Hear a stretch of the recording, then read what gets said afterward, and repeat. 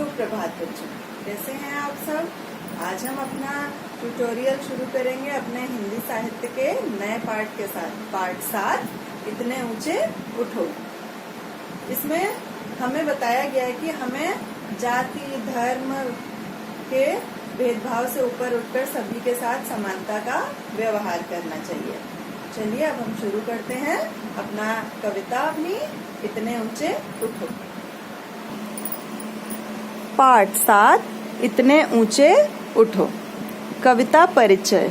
प्रस्तुत कविता में कवि बच्चों को सभी प्रकार के भेदभावों, ईर्ष्या और द्वेष को त्याग कर सभी को समान रूप से देखने का संदेश दे रहे हैं।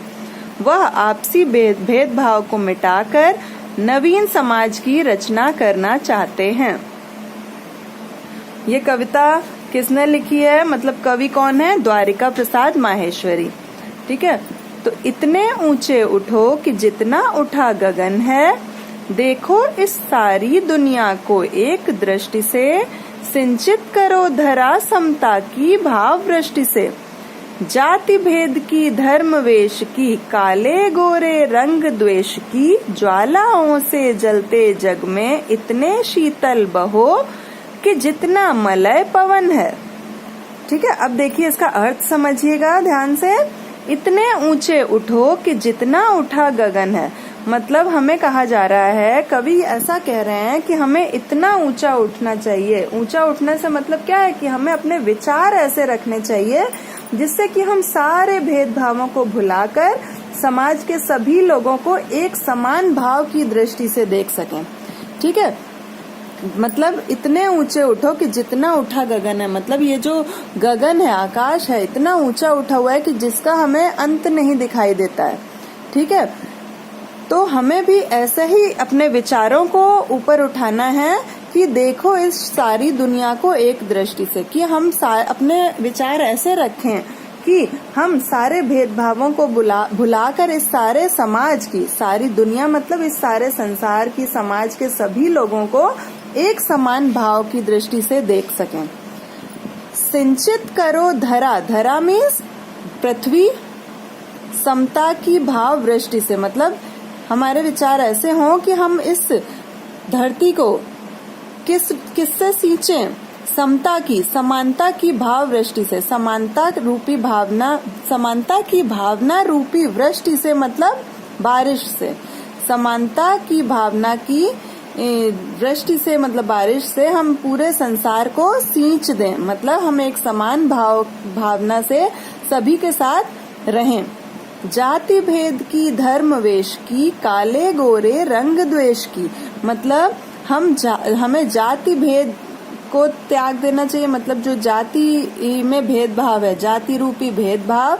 धर्म वेश मतलब धर्म का जो है भेदभाव, या वेश मतलब जो हम पहनावा अलग अलग पहनते हैं, ड्रेसेस, वो।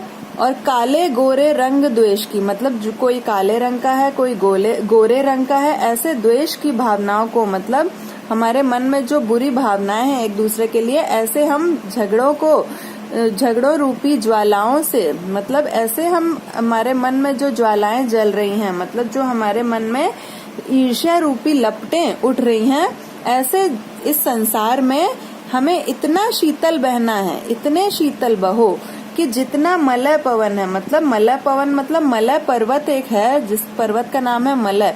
उस पर्वत से जो हवा आती है वो बहुत ठंडी होती है, शीतल होती है। तो हमें इतना शीतल बहना है कि जितना मलय पर्वत से आने वाली हवा होती है।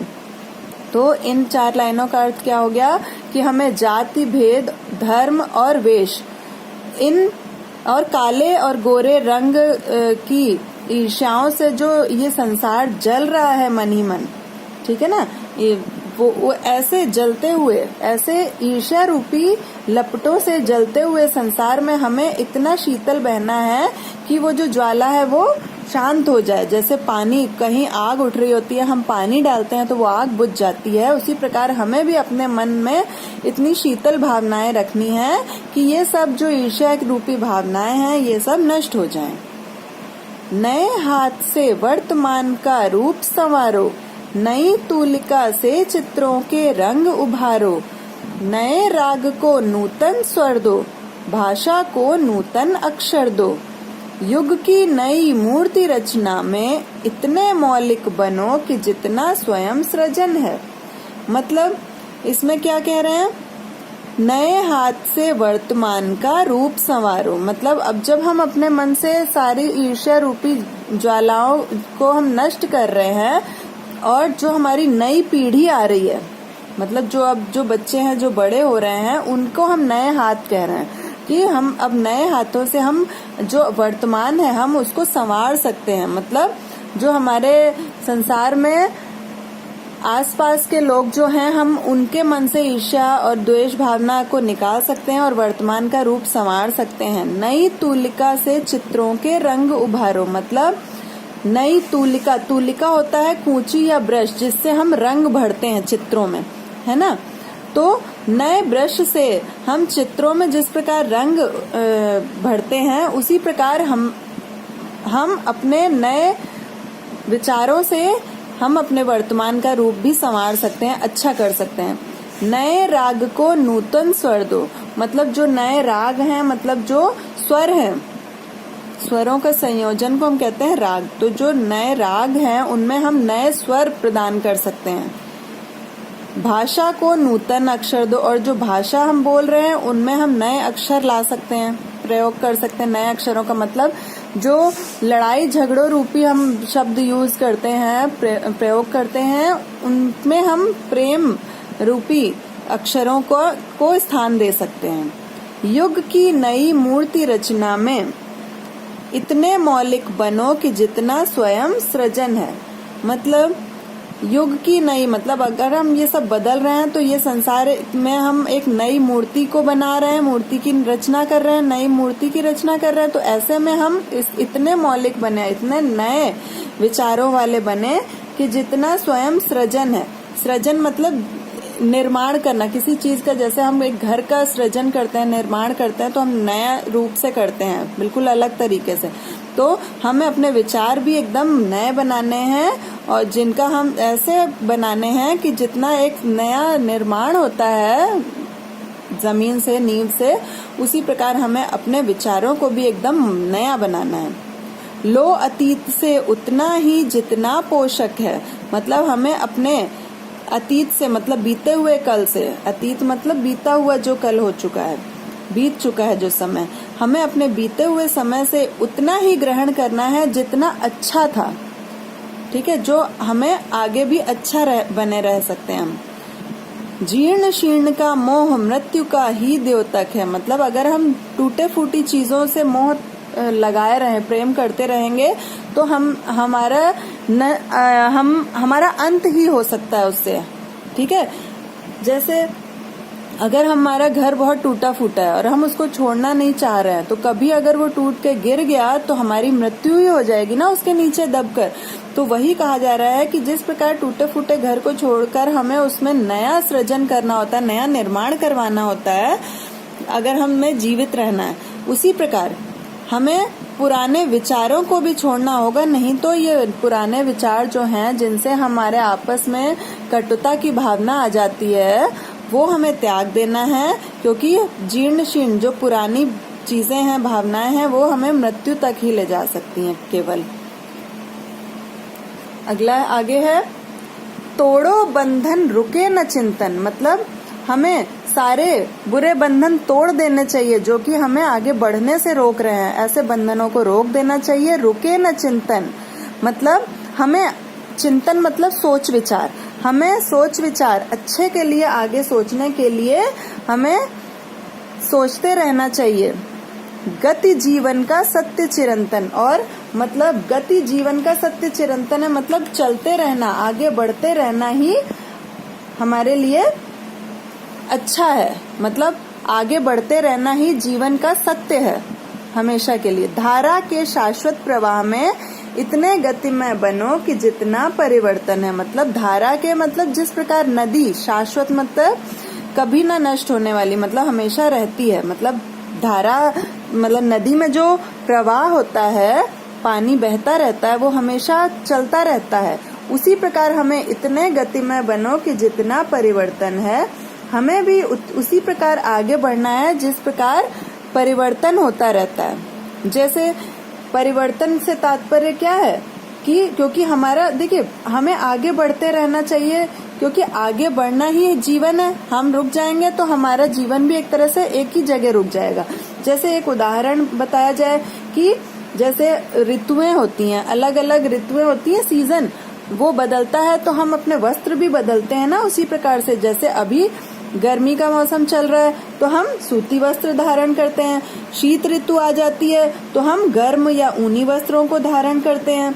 उसी प्रकार हमें गतिमय बनते रहना है और परिवर्तन जितना जरूरी है हमें उतना परिवर्तन करते रहना है अपने सामने।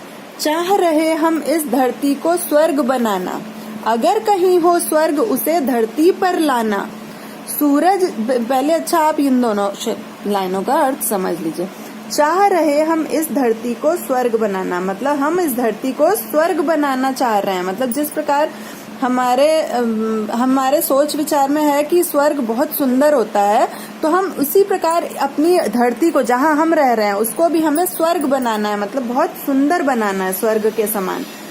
तो अगर कहीं हो स्वर्ग उसे धरती पर लाना, तो अगर कहीं पर स्वर्ग है तो हमें उसे धरती पर लाना है। मतलब अगर हम धरती को स्वर्ग के समान सुंदर बनाना चाहते हैं तो हमें अपनी कल्पनाओं को भी मूर्त रूप देते हुए अर्थात साकार करते हुए अच्छाइयों व प्रेम भाव को लेकर आगे बढ़ना चाहिए।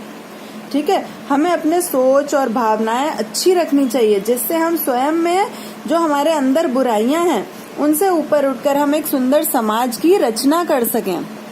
ठीक है, सूरज चांद चांदनी तारे सब हैं प्रतिपल साथ हमारे। मतलब इस संसार में जो हमें सब दिखाई देता है ब्रह्मांड में कि सूरज है, चांद है, उसकी चांदनी मतलब जो उसकी रोशनी फैलती है उसको हम चांदनी बोलते हैं, तारे हैं, वो हर पल हमारे साथ रहते हैं। मतलब वो हमेशा आसमान में ही होते हैं, लेकिन सूरज की रोशनी से हमें तारे और चांद नहीं दिखाई देते, होते तो वो आकाश में ही है हमेशा।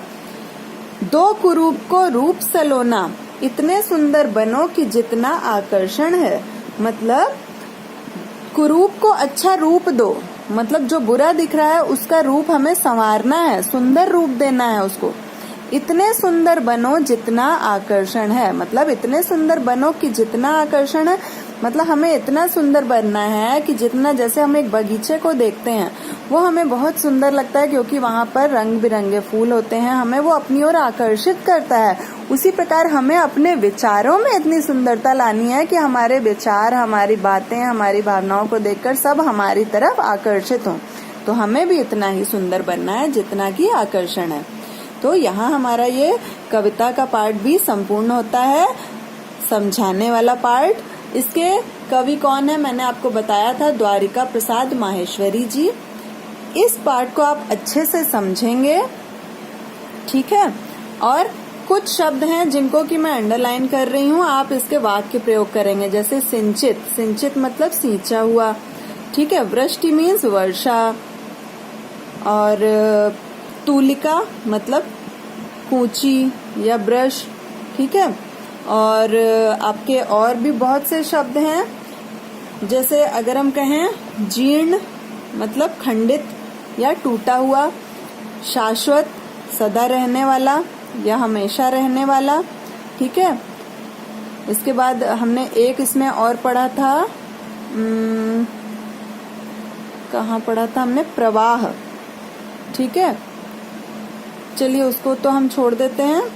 इतना आपको शब्द जो मैंने रेखांकित किए हैं इनके आपको वाक्य प्रयोग करना है अर्थ के साथ। यह आपका गृह कार्य है और अगले ट्यूटोरियल में हम इसका अभ्यास कार्य करेंगे। उससे पहले आप इसको अच्छे से समझ लेंगे कविता को, ठीक है। अपना ध्यान रखेंगे, पढ़ते रहेंगे। धन्यवाद।